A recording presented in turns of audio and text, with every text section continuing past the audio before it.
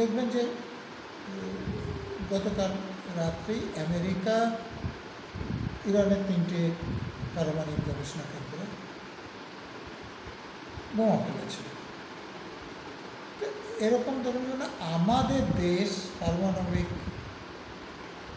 অস্ত্র তৈরি করার জন্য চেষ্টা করছিলেন বা বেসামরিক ক্ষেত্রে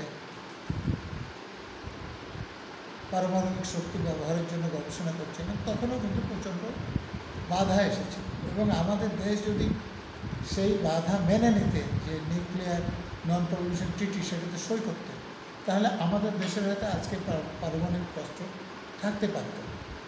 আমি মনে করি যে বিশ্বের শান্তি দরকার, কিন্তু আমি পারমাণবিক বোমা বানাবো, আমার কাছে রাখবো, আপনাকে আমি বানাতে দেব না, এটা কোন ন্যায় নীতি হতে পারে?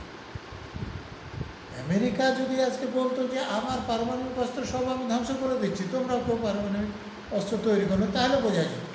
কিন্তু আমার কাছে পারমাণবিক অস্ত্র থাকবে, আমি ইচ্ছে করলে সেটা ব্যবহার করতে পারবো, কিন্তু তোমরা পারমাণবিক অস্ত্র তৈরি করতে পারবে না, এটা কোনো ন্যায় নীতি। এবং ইরানের সঙ্গে আমেরিকার যে সম্পর্ক, সেটা আপনারা কিছুদিন আগে, খুব সম্ভবত 79 সালে, যে ইরানের শাহকে পদচ্যুত করে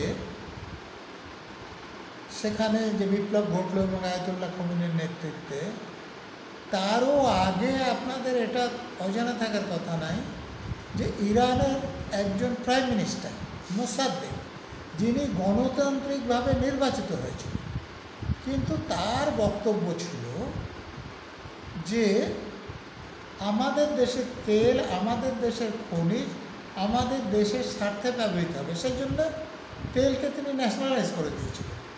এর ফলে আমেরিকার যে সিআইএ ষড়যন্ত্র করে সেখানে বিদ্রোহ ঘটিয়ে তাকে ক্ষমতাচ্যুত করে শাহকে ক্ষমতায় বসিয়ে দেন, এবং সেই শাহকে পদচ্যুত করার ফলে আমেরিকার ওখানে হস্তক্ষেপ করার ফলে আয়াতুল্লাহ খোমেনি ক্ষমতায় এসেছিলেন, এবং তারপর এখন আলী খামেনি ক্ষমতায় আছে।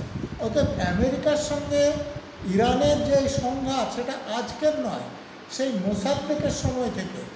এবং ওই যে 79 সালের বিপ্লবের সময় আমেরিকার দূতাবাসের লোকদেরকে ইরান কিন্তু বন্দি করে রেখেছিলেন। তখনও আমেরিকা বিশ্বের সবথেকে শক্তিশালী দেশ ছিল, কিন্তু তাদেরকে উদ্ধার করতে পারেননি। কিন্তু পরে ইরানের সঙ্গে কথা বলেই তাদেরকে মুক্ত করতে হয়েছে।